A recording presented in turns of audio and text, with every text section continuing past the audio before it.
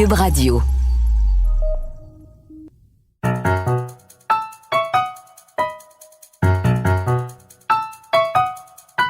Ici Mathieu Bock-Côté et bienvenue aux Idées mènent le monde.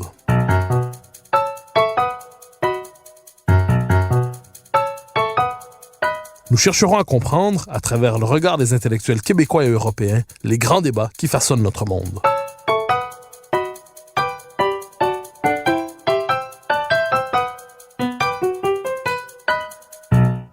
La présente pandémie, tous en conviennent, n'est pas qu'une crise sanitaire un peu plus grosse que les autres. Elle déstructure nos sociétés en profondeur, révèle leur fragilité et nous oblige même à nous questionner sur leur validité à long terme. Sommes-nous au seuil d'un possible effondrement? Cette question qu'il faut désormais prendre au sérieux, certains chercheurs se la posent depuis longtemps, la plupart du temps en marge des circuits intellectuels dominants. Leur réflexion, que plusieurs jugeaient encore hier loufoque, est désormais prise au sérieux. Ce sont les collapsologues qui s'adonnent à la collapsologie. Au cœur de leur réflexion, la possibilité d'un effondrement de notre civilisation. Que faut-il comprendre de leurs travaux? Dans quelle mesure peuvent-ils éclairer la situation actuelle? La journaliste indépendante Rachel Binas publiait récemment dans les pages de l'hebdomadaire Marianne une enquête sur le sujet. Je la reçois aujourd'hui pour réfléchir à la question. Rachel Binas, bonjour. Bonjour. Alors, question première pour le commun des mortels qui n'est pas familier avec ce terme. Qu'est-ce que la collapsologie? Alors, c'est un courant de pensée ou une discipline étudiant le déclin ou l'effondrement de la civilisation industrielle telle qu'on la connaît aujourd'hui. Donc la collapsologie est un néologisme apparu en 2015, mais avec des fondements beaucoup plus anciens, puisque l'étude de la fin des civilisations est une étude aussi ancienne que les civilisations elles-mêmes, si je puis dire. D'accord. Et quand on parle de collapsologie en tant que telle, donc l'étude de l'effondrement de la civilisation industrielle, qu'est-ce qui est à l'origine de ce questionnement? Qu'est-ce qui est l'étonnement de départ à l'origine de cette théorie, disons ça comme ça? Alors, je pense qu'on peut remonter en 1972 avec le fameux rapport du Club de Rome, les limites de la décroissance, qui mettait en lumière le fait que les ressources énergétiques, notamment, n'étaient pas illimitées. C'est un rapport donc qui a été créé, écrit, rédigé par des chercheurs du MIT, qu'on appelle aussi le rapport Meadows, et on va dire que c'est un petit peu le fondement, un petit peu les sources premières de la collapsologie qui reste transdisciplinaire. La collapsologie s'appuie sur l'anthropologie, l'économie, la sociologie, la géopolitique, l'agriculture, etc. En France, c'est notamment Yves Cochet et puis surtout Pablo Servigne et Raphaël Stevens qui l'ont rendu populaire, qui ont questionné ce qu'on appelle l'effondrement systémique global de notre civilisation et le bouleversement des écosystèmes. Alors, quand on parle de collapsologie, on parle donc de l'effondrement de notre civilisation en particulier, donc une méditation sur la décomposition du monde occidental, disons ça comme ça. Vous parlez de la question des ressources énergétiques. Quels sont les autres éléments qui entrent dans la réflexion, qui poussent ces collapsologues à croire que notre civilisation ne traverse pas simplement une période de turbulence, mais court à sa perte? C'est pas seulement à croire. Alors, le caractère scientifique de la collapsologie, je me permets une petite parenthèse. Le caractère scientifique de la collapsologie, il a été remis et il est encore aujourd'hui remis en question pour plusieurs raisons. C'est un exercice nouveau tel qu'il existe actuellement. C'est une discipline jeune. Oui, il n'y a pas de collapsologie dans l'université, si je peux me permettre. C'est pas un département en tant que tel. Non. Maintenant, il y a des formations qui s'en rapprochent. Il y a vraiment des formations qui sont rentrées, notamment à l'université de Cergy, et qui touchent à cet exercice-là. Alors certes, on a des individus, des courants quelque peu mystiques qui ont caricaturé ou décrédibilisé la collapsologie. On a aussi ce fameux débat entre déclin et effondrement, c'est-à-dire le caractère inéluctable ou pas de l'effondrement. Maintenant, l'idée, je pense que tout le monde peut s'accorder à dire on peut partir d'un point de départ, une espèce d'axiome selon lequel il existe des limites à tout, que rien n'est inépuisable, que l'humain fait face à des limites physiques et qu'aucune de nos ressources n'est inépuisable à ce jour. Ça, c'est pas quelque chose qui qui est particulièrement discuté, hein. Même l'agence internationale de l'énergie, l'AIE, craint une pénurie de pétrole, par exemple, à partir de 2020. Donc, je pense que 2020, c'est cette année? Tout à fait. D'accord. Donc voilà, il y a aujourd'hui une surconsommation, un réchauffement climatique, un épuisement des ressources, une destruction des écosystèmes qui menacent l'homme. Alors, on a entendu depuis le début de cette crise, de cette pandémie, on a lu en fait certains auteurs, certains militants nous dire c'est une vengeance de la planète, c'est une vengeance de Gaïa, certains ont dit. C'est une forme de panthéisme à certains égards où on prêtait une intention, une volonté consciente à la planète qui se défendrait devant l'agression que représenterait l'exploitation exagérée des ressources avec un virus. Est-ce que les collapsologues dont vous parlez ont tendance à parler aussi ainsi, ou est-ce que ceux qui parlent de cette manière, en parlant d'une vengeance de la planète, déforment le message des collapsologues? Je pense que la plupart des gens qui s'expriment et qui nous expliquent que c'est une forme de vengeance, qui ont recours comme ça à la personnification de la nature, hein, parce que c'est de ça dont il s'agit, ce sont des gens qui ne lisent pas énormément de collapsologues ou plus généralement d'experts sur les risques d'effondrement systémique.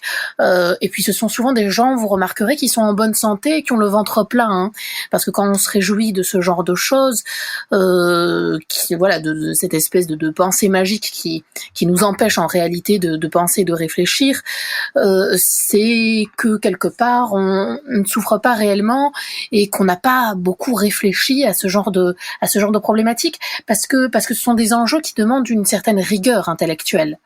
La nature n'a pas de volonté propre. Ça, aucun collapsologue ou expert du déclin, chercheur en effondrement, ne vous dira le contraire. La nature n'a aucune intention. Elle peut être bonne à notre égard comme elle peut être mauvaise, nous desservir. Alors, question toute simple dans ce contexte. Quels sont les principaux scénarios envisagés par les collapsologues que vous avez interviewés, sur lesquels vous avez enquêté dans cet article de Mariam?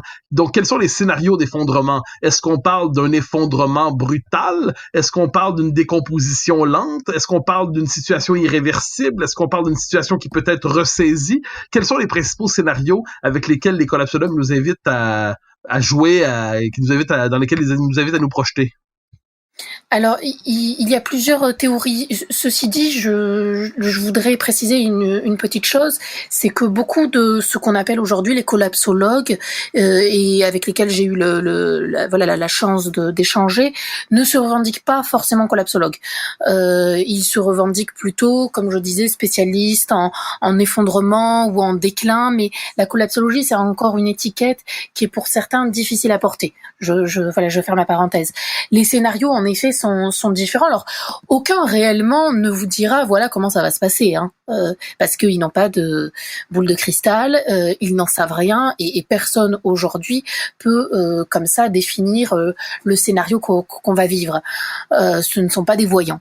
Très clairement. Néanmoins, on a des courants différents et puis des sensibilités également, des domaines d'expertise qui varient selon les spécialistes. Je pense notamment à un livre Collapsus qui a été écrit sous la direction de Laurent Testo et Laurent Hayet, qui justement met en lumière les différentes hypothèses, les possibilités qui pourraient que l'on pourrait connaître. Par exemple, on a deux théories entre guillemets qui s'affrontent ou qui se complètent pour d'autres, c'est-à-dire un effondrement qui serait brutal, soudain, qui prendrait grosso modo, on va dire, 1 an, et en 1 an, notre civilisation thermo-industrielle telle qu'on la connaît aujourd'hui toucherait à sa fin. Ou alors une série de quelque chose de plus graduel, une espèce de série de crises sanitaires, économiques, qui affaiblirait notre régime jusqu'à une espèce de blackout.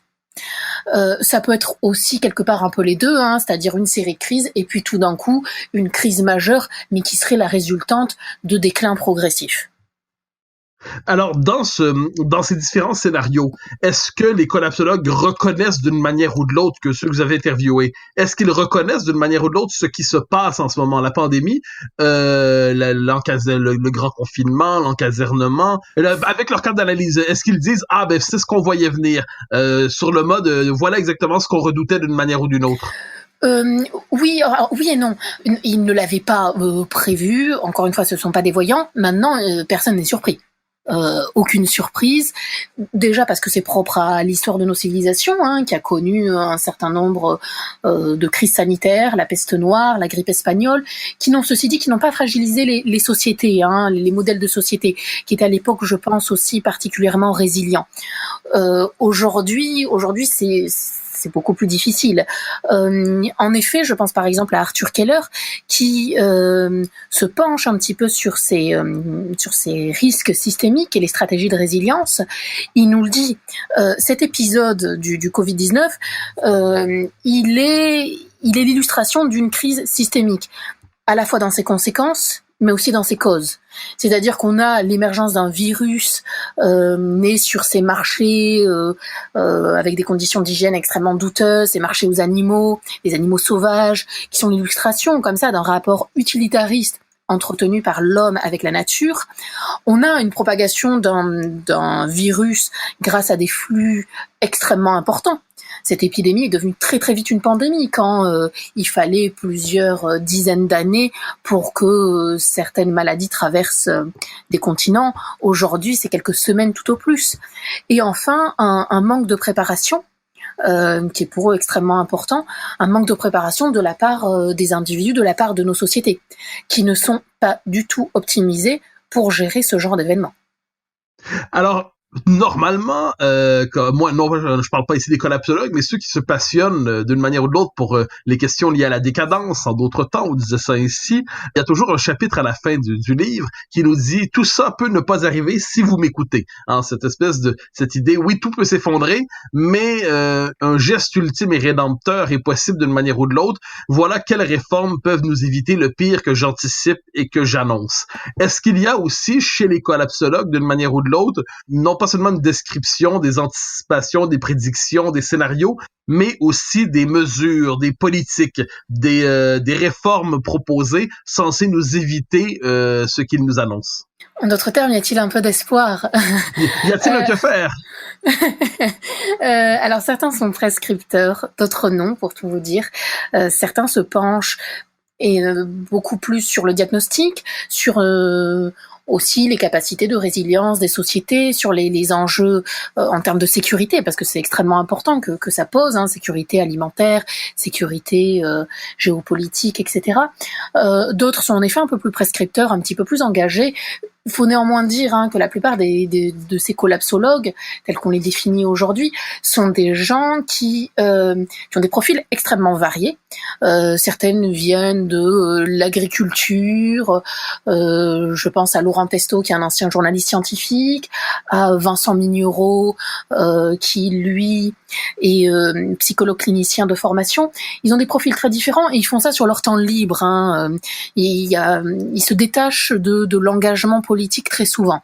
Mais en effet, un certain nombre se penchent aussi sur les possibilités, d'avenir. L'idée, c'est quand même d'être résilient et de pouvoir subir quelque chose qui va se présenter à nous, en fait. C'est-à-dire, soit on décide d'anticiper la chose, la fin, une espèce de pénurie, soit on décide de la subir. Il n'y a pas d'autre modèle. Donc, si on décide d'anticiper autant que possible, parce que plus on avance, plus les moyens d'anticipation apparaissent compliqués, oui, il y a un certain nombre de choses à mettre en œuvre. On va procéder à un petit saut dans le temps. Non, je dis un petit saut, en fait un très grand saut dans le temps. On va revenir il y a environ 12 000 ans. Apparition de l'agriculture. Et puis après suivent la création des villages, des communautés. À partir de ce moment-là, l'homme, sapiens, va faire ce qu'on appelle des stocks. Pourquoi ? Parce qu'en fait, c'est ce qu'on appelle une société de pénurie.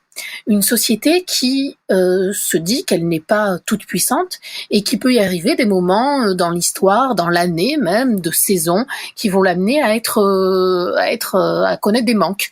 Donc elle va faire des stocks de graines, des stocks de blé, etc. Cette société de la pénurie, elle va durer extrêmement longtemps. La notion de stock, elle traverse l'histoire, elle traverse nos civilisations.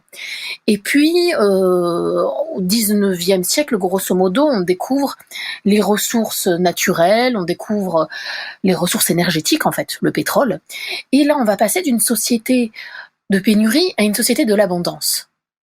Et c'est à partir de là que l'anticipation va peu à peu se faire rare, pour quasiment ne plus exister. Ce qui fait qu'on a aujourd'hui, au nom de l'économie, au nom de la finance, on n'a pas beaucoup d'intérêt à faire des stocks. La spéculation le permet peu, et donc on n'a plus de stock de blé.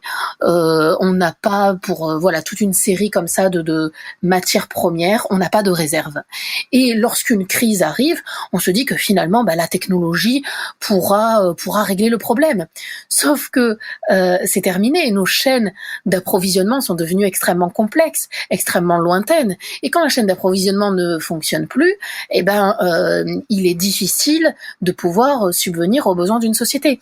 Donc tout ça pour dire quelque chose d'assez simple, qui relève peut-être du bon sens plus que de l'idéologie, c'est que ça doit passer par une forme de relocalisation. Localisation ou relocalisation, qui aura un coût, parce que tout changement a un coût. Il y a des gagnants, il y a des perdants. Mais sur un certain nombre de points et de besoins, les sociétés doivent pouvoir être autonomes, au lieu d'être aujourd'hui dépendantes de pays. Alors ça passe par des médicaments, ça passe par de l'alimentation, mais il est important de retrouver une souveraineté nationale dans un certain nombre de domaines pour pouvoir être résilient. Donc, on parle beaucoup en ce moment de démondialisation. Au Québec, on parle de nationalisme économique. Le mot nationalisme n'a pas le même sens des deux côtés de l'Atlantique, mais vous voyez à quoi je fais référence. Démondialisation, nationalisme économique, autonomie stratégique. En d'autres mots, c'est avec la logique de la valorisation de la mondialisation qu'on nous invite à rompre d'une certaine manière? Alors, rompre, peut-être pas, ou en tout cas il faudra que ce divorce soit extrêmement long pour ne pas trop perdre, parce qu'encore une fois, un changement implique un coût, et c'est important d'être transparent et de présenter la facture au peuple. Je vais vous donner un exemple assez simple, celui des médicaments. Je ne sais pas, pour tout vous dire, je ne sais pas quel est l'état aujourd'hui, l'état des choses, l'état de la situation pour le Québec ou le Canada plus largement, mais en France, environ 80% des principes actifs de nos médicaments sont fabriqués en dehors de l'Union européenne, surtout en Chine et en Inde. Pourquoi ? Parce que tout simplement, la France a une couverture santé extrêmement efficace. Grosso modo, c'est l'État qui paye la protection sociale. Mais pour pouvoir la payer, l'État français fait une espèce de pression sur le système industriel, sur les laboratoires, afin de payer les molécules le moins cher possible. Les laboratoires disaient pas de problème, mais pour ça il va falloir externaliser. Pour ça, on va se rendre dans des pays avec un coût de production très faible. Et en échange, la France peut en effet rembourser ses médicaments. Donc quand vous achetez votre boîte de paracétamol à, 2 €, peut-être qu'elle devra passer, si on veut relocaliser, à 4 ou 5 €. Donc c'est quelque chose qu'il faut prendre en compte, qu'il faut aussi accepter. Derrière, c'est aussi des choix politiques. Même chose pour la nourriture d'ailleurs. Même chose pour l'alimentation, pour le domaine agricole par exemple. Aujourd'hui, certes, on veut relocaliser, localiser, produire, faire du cultivé français. Aucun problème. Mais les engrais qu'on utilise, ils sont faits aussi de produits, je pense là par exemple au phosphate, au potassium, qui sont des composantes des engrais, exportés par le Maroc, par le Canada aussi, par la Chine, par la Russie. Si on veut une agriculture qui puisse s'affranchir de ces éléments chimiques, il faut accepter des besoins en main-d'œuvre beaucoup plus importants, des produits finis qui seront aussi plus onéreux. Donc, avant de démondialiser, il faut déjà pouvoir poser un diagnostic et puis savoir que ça a un coût et peut-être accepter de passer par un modèle hybride. C'est ce qu'explique très bien, je pense, Vincent Mignereau, qui met en lumière ce modèle qui serait à la fois fait d'une espèce de production agricole quasi industrielle, par exemple pour les céréales, avec du local sur les fruits et légumes. Mais pourquoi pas dans ce cas-là, tout simplement développer, mettre au point des modèles qui sont agroécologiques, c'est-à-dire qui respectent les sols. Parce qu'aujourd'hui, c'est pas du tout le cas. En 25 ans, on a perdu en Europe 80% de nos insectes. Avec tout ce que ça veut dire, en termes d'alimentation, en termes d'espèces vivantes, de bouleversement complètement de la chaîne alimentaire, et puis de culture, parce que les insectes, c'est aussi la culture. Alors, Rachel Binas, la question de la collapsologie, c'est un thème qui manifestement trouve un certain écho en France en ce moment. Peut-être est-il moins présent dans la vie publique québécoise, à tout le moins pas sous cette manière. Comment expliquer le fait que les réflexions sur la collapsologie trouvent peut-être plus d'écho de votre côté de l'Atlantique que d'une autre? Peut-être parce que l'état de nos ressources en France et en Europe plus largement n'est pas le même. Quelque chose qui marque quand on a un Français et qu'on arrive au Québec, c'est l'accès et la manière d'utiliser ces ressources. C'est-à-dire que on se brosse les dents, on laisse couler le robinet, on change de pièce, on n'éteint pas la lumière, le chauffage est à 25 degrés même en plein hiver. Je caricature un peu, mais on n'est pas loin de ça. Et il se trouve que le Québec et le Canada, en fait, parce que il est difficile de parler du Québec ici sans le situer dans le Canada, dispose d'un certain nombre de ressources énergétiques que n'a pas ou que n'a plus l'Europe. Et donc qui vous permet en fait de ne pas voir encore le début de la fin, si je puis dire. C'est-à-dire le fait que ces ressources ne sont pas inépuisables.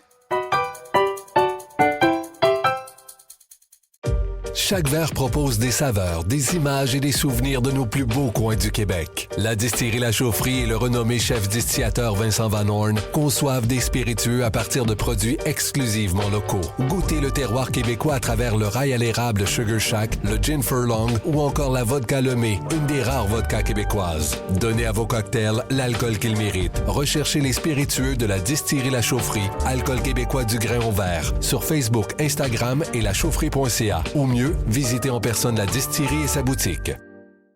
Vous êtes un acteur important de votre secteur d'activité. Vous avez des solutions ou des opinions à partager. Vous pouvez faire la différence. Exprimez-vous à Faites la différence à commercialquebecormedia.com et faites-vous entendre avec la force de nos plateformes.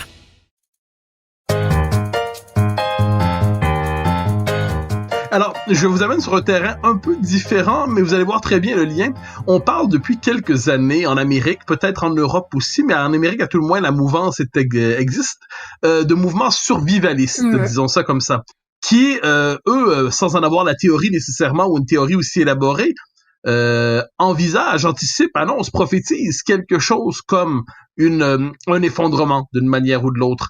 Est-ce qu'on peut dire que les mouvements survivalistes, dans toute leur variété, c'est-à-dire des plus intelligents aux plus primitifs, des pacifiques aux potentiellement violents, est-ce qu'on peut dire que néanmoins la mouvance survivaliste telle qu'on la connaît aujourd'hui se déploie à partir d'une intuition semblable à celle des principaux collapsologues?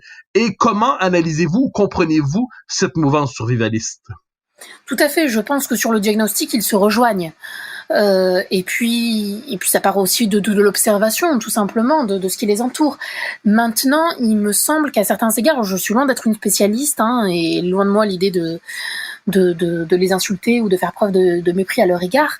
Il me semble que leur idée est assez caduque. C'est-à-dire que survivre, très bien, mais dans le cadre d'un effondrement ou dans le cadre, on va dire, de déclin successif, il faudra quand même faire avec les autres. Il suffit pas de de s'enfoncer et de vivre dans une grotte. Il y a un moment, si les espèces vivantes viennent à manquer, c'est très bien de savoir chasser et de savoir pêcher, mais on va pas aller très très loin s'il y a plus de poissons et s'il y a plus assez d'espèces vivantes. Donc, je pense qu'il y a quelque chose de l'ordre du collectif qui, à certains égards, leur échappe. On peut pas faire société seul, c'est pas possible. Enfin, à la marge comme ça, mais on ne peut pas survivre à un effondrement tout seul avec des sachets de préparation lyophilisés. Ce n'est pas possible. Donc ça part en effet de quelque chose qui relève du bon sens. Pourquoi pas avoir recours à la permaculture, apprendre à faire pousser des espèces, très bien, c'est même quelque chose qu'on faisait il y a pas de cela si longtemps. Les liens entre le milieu urbain et rural existaient il y a encore quelques dizaines d'années. Mais si on veut réellement anticiper les conséquences néfastes de cette civilisation, de cette surconsommation et de cette civilisation industrielle, thermo-industrielle, il faut le faire tous ensemble, parce qu'on est tous ensemble dans le même bateau. Alors, je vous amène sur la question de la place de la collapsologie dans l'espace public. Alors, jusqu'à il y a quelques semaines, je crois, vous me direz si je me trompe dans mon observation, mais on jugeait globalement ce qu'on appelle les collapsologues soit comme louches ou loufoques. C'est-à-dire, au mieux, ils inquiétaient, au pire, ils exaspéraient et faisaient rire. Est-ce qu'on peut dire, est-ce que je me trompe en disant que leur place dans l'espace public était relativement marginale et à tout le moins dans les grands débats, ce qui ne veut pas dire qu'il n'y avait pas d'écho dans la population, et est-ce qu'en quelques semaines, leur voix se fait davantage entendre, à tout le moins en France en ce moment?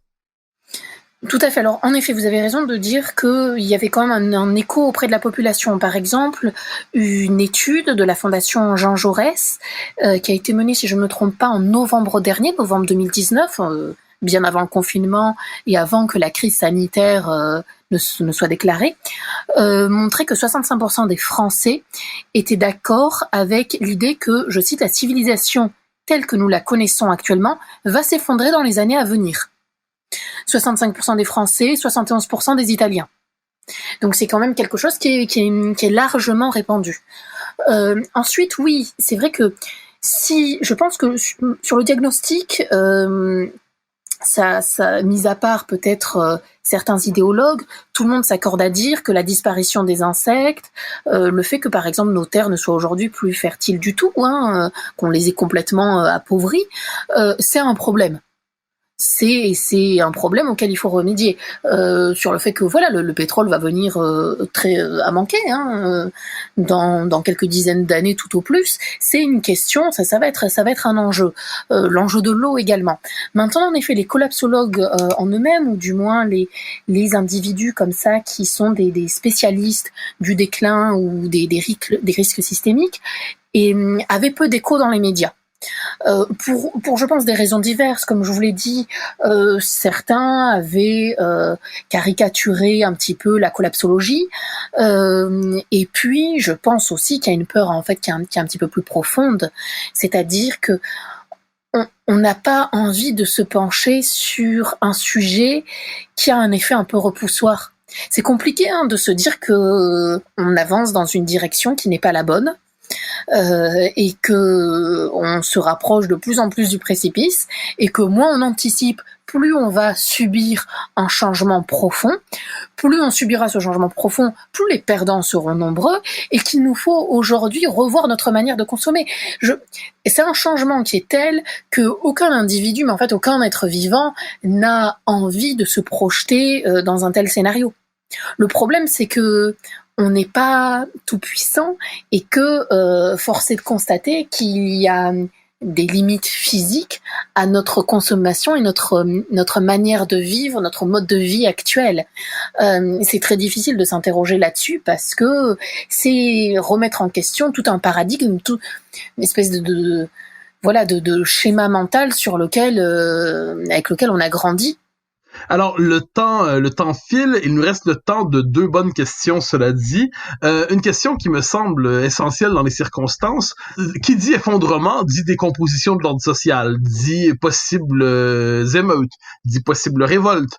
Est-ce que les collapsologues que vous avez interviewés, ceux que vous avez lus, ceux que vous avez étudiés, est-ce qu'ils envisagent la possibilité d'un retour à la violence, des violences nombreuses dans nos sociétés, disons ça comme ça, sous la forme soit de l'émeute, du pillage, des bandes et ainsi de suite. C'est une espèce de scénario de fin du monde à certains égards apocalyptique, mais est-ce que la question du retour de la violence au cœur de la cité, non pas seulement dans ses marges telles qu'on la connaît aujourd'hui, mais au cœur de la cité, est prise au sérieux par les collapsologues? Oui, mais pas comme l'entendent certains économistes, par exemple. On l'a vu notamment avec cette crise actuelle, cette crise sanitaire du Covid-19. Certains nous expliquaient qu'on allait assister à des scènes catastrophiques, à une espèce de mini-guerre civile, des cambriolages, etc. C'est pas du tout le cas. C'est vraiment mal connaître la sociologie, par exemple, des catastrophes. En réalité, plus on se rapproche d'une catastrophe, plus l'altruisme se révèle important. Si on a vu quelques scènes, en effet, un petit peu ubuesques, assez tristes, de personnes se précipitant sur les paquets de pâtes ou le papier toilette au tout début du confinement, aujourd'hui, personne ne va venir vous cambrioler pour vous voler votre stock de pâtes. Donc ça, on peut le mettre de côté. Néanmoins, en effet, si aujourd'hui, on ne décide pas de penser et d'anticiper les crises à venir, on va rencontrer des problèmes de sécurité très importants. Encore une fois, celui qui se penche beaucoup là-dessus, c'est Vincent Mignereau. C'est-à-dire que une crise alimentaire, ça engendrerait des crises beaucoup plus importantes, beaucoup plus globales. Aujourd'hui, par exemple, on arrive à mettre la main sur des ressources naturelles extérieures, je parle là de la France, grâce à notre place, notre position géostratégique. Mais un certain nombre de ressources sont devenues ce qu'on appelle des ressources contraintes. C'est-à-dire qu'on ne peut plus rien faire sans ces ressources. Et le problème, c'est que si on a une telle dépendance, c'est une espèce d'épée de Damoclès qui pèse au-dessus de nos têtes, avec le risque d'embraser des pays, d'embraser des sociétés. Voilà, des stocks alimentaires, par exemple, qui viendraient à manquer, une pénurie alimentaire, sachant que voilà, c'est ce que nous expliquait l'OMS et l'OMC, qui a tiré la sonnette d'alarme en nous expliquant qu'il y avait le risque d'une pénurie alimentaire due à des perturbations liées au coronavirus, aux chaînes, aux difficultés logistiques d'approvisionnement. Ça pourrait bien sûr entraîner des mouvements sociaux extrêmement importants au sein des populations. Très souvent, les révoltes sociales, elles partent de quoi? Elles partent de crises, de révoltes alimentaires. Ça s'embrase sur le prix du blé, du lait ou du beurre ou de l'huile. C'est ça très souvent qui met le feu aux poudres.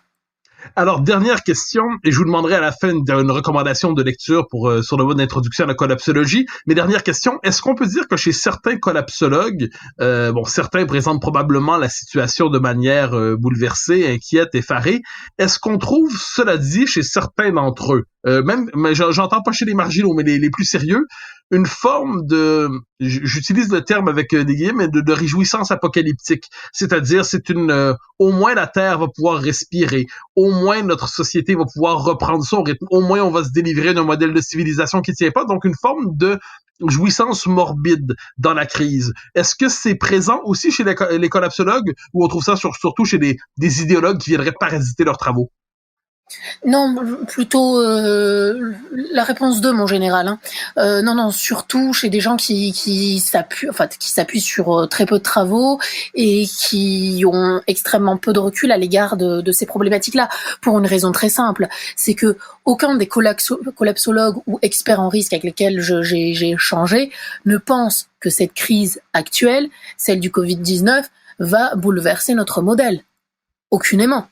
Parce que le capitalisme est extrêmement résilient et parce qu'il en faut bien plus. Ça ne veut pas dire, attention, qu'on ne va pas assister à des initiatives locales extrêmement intéressantes. Mais la surconsommation va très vite reprendre sa place. Donc non, il y a aucune satisfaction à voir des gens, parce que c'est quand même le cas, à voir des gens souffrir. On est en France ou on est au Québec, c'est une chose. Quand le Covid-19 touche des pays de l'Afrique où il y a peut-être 3 respirateurs par établissement hospitalier, c'est autre chose quand même. Néanmoins, on peut, s'il y avait une seule réjouissance à avoir, ça serait peut-être le nombre de morts du fait de l'absence de pollution, qui va s'en trouver modifié, mais c'est quand même une maigre consolation eu égard à la crise financière et économique qui s'annonce. Alors, pour s'introduire à l'univers de la collapsologie, on peut lire votre article qui est paru la semaine passée dans l'hebdomadaire français Marianne. On peut acheter, je crois, l'article sur Internet. Et si on veut lire un livre sur la question, à tout le moins s'introduire à la question, lequel nous recommandez-vous? Alors, on peut lire 2 livres. On peut commencer par Comment tout peut s'effondrer, petit manuel de collapsologie à l'usage des générations présentes, écrit donc par Pablo Servigne et Raphaël Stevens, qui pose de manière extrêmement pédagogique la situation, la situation telle qu'elle est aujourd'hui. Et puis un ouvrage, une synthèse, la première grande synthèse en réalité sur cette question d'urgence, ça s'appelle Collapsus, sous la direction, je l'ai dit, donc de Laurent Testo et Laurent Hayet. C'est aux éditions Albin Michel. Changer ou disparaître, le vrai bilan sur notre planète. C'est un livre en fait qui regroupe une quarantaine d'auteurs, experts, militants, etc., qui chacun dans leur domaine s'exprime et dresse un constat ou donne des perspectives. Alors, Rachel Bina, journaliste indépendante, on peut vous lire dans Marianne, on peut vous lire dans l'Express, on peut vous lire dans Le Point. Merci infiniment pour votre passage aux Idées mènent le monde. Merci à vous.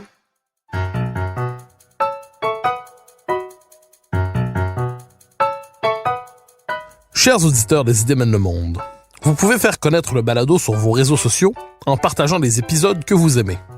Cela nous donne à chaque fois un fier coup de main pour faire découvrir le balado. Ainsi, si vous écoutez sur une autre plateforme que Cube Radio, laissez-nous un commentaire. C'est encore une fois un geste qui nous permet de faire connaître la série au plus grand nombre. Merci à vous d'être à l'écoute.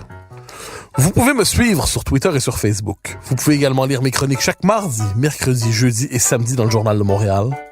Et chaque semaine, vous pouvez me suivre à la Joute à TVA. Animation et recherche, Mathieu Bock-Côté. Réalisation, Anne-Sophie Carpentier. Une production Cube Radio.